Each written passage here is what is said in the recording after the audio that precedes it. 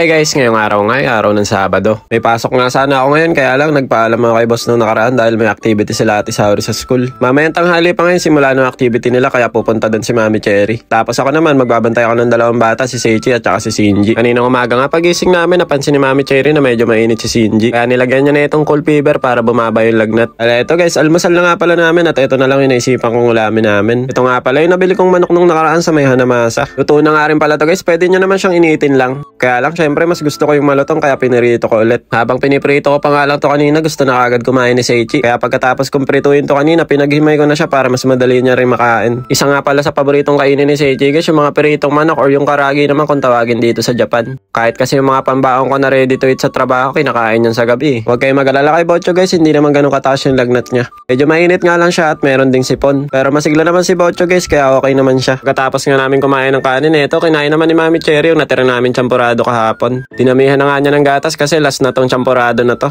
Kahapon pa nga niya yung gustong kainin, sabi ko baka hanapin ni Ate Saori kaya hindi muna niya kinain. Kaya lang kanina bago pumasok si Ate Saori, hindi na nga niya pinansin yung champurado kaya kinain na ni Mami Cherry. Mayang konti ngayon, nilabas naman ni Seichi itong mga anime figure namin. Pinapabukas na nga niya sa akin yung kanina, sabi ko next time na lang kapag meron na tayong lalagyan. Kasi sigurado guys, pag binuksan ko yan at walang lalagyan, ako sisirain lang ni Seichi yan. Si Bochog nyo nga kahit may sinat yung kanina parang baliwala lang no. Masigla naman siya at ngumingiti at nakakapaglaro din naman ng maayos.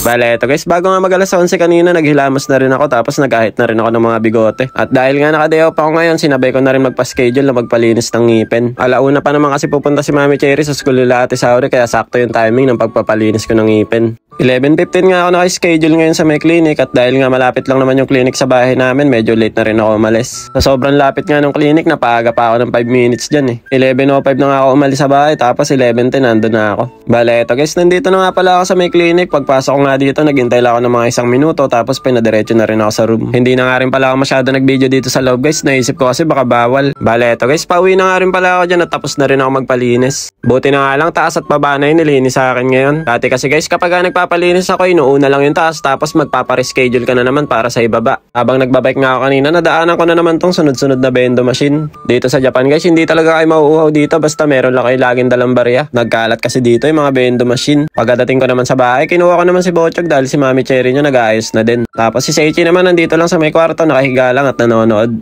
Bale, ito nakaredy na nga rin pala si Mami Cherry at nandito na kami ni Bochog, hinihintay namin siya makalis. Ang sama nga ng tingin ni Bochog kanina guys, parang gusto niya sumama kaya lang hindi niya pa alam kung paano niya sasabihin.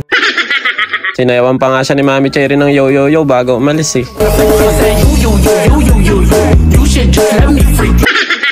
Tapos eto, pag-alis ka ni Mami Cherry, naglibang muna kami ni Shinji dito sa labas, pinarawan ko muna siya. At dahil nga naiwanan ng kumpare ko kahapon yung charger niya, eto binalikan niya kanina tapos sinabot ko na lang sa kanya. Nagdala pa nga siya ng pagkain ni Shinji dyan, yung parang soup lang siya nilalagyan ng mainit na tubig. Malapit lang naman yung bahay ng kumpare ko dito guys, siguro mga 15 minutes lang kapag sasakyan. Bale eto guys, nakatulog na nga pala yung mga alaga ko ngayon, nakatulog na nga si Seichi at nakatulog na rin si Shinji. Kaya kanina habang wala si Mami Cherry, umiglip na rin ako. Ang sarap nga ng tulog ni Bochog kanina guys kasi mahabang oras din siya nakatulog. Bale, ito mga bandang alas 3 nga, nakauwi na rin si Mami Cherry at saka si Ate Saori. Pagod na pagod nga sila guys kasi mainit nga daw yung singaw sa labas. Bumili na nga rin pala si Mami Cherry ng mga merienda namin dito, tinapay, siomay at saka yung parang pansit nila dito sa Japan. Ito kasi yung pansit nila dito guys, yakisoba naman kung tawagin. Pero kung sa atin yan guys, para lang tong pansit canton, diba? Yan, tinanggal ko lang yung repack niya tapos binukas ko lang ng konti, kinuha ko yung mga seasoning. After naman nilagay ko naman yung mga gulay guys na kailangan palambutin. Tapos nilagyan ko na nga rin to ng mainit na tubig, naghintay lang ako ng mga 3 minuto. Tapos binuksan ko na nga rin pala yung mga siomay na binili ni Mami Cherry kanina. Buti na nga lang may natira pa kaming garlic dito na ginawa ko nung nakaraan. After 5 minutes nga malambot na tong yakisoba kaya tinapon ko na rin yung tubig niya.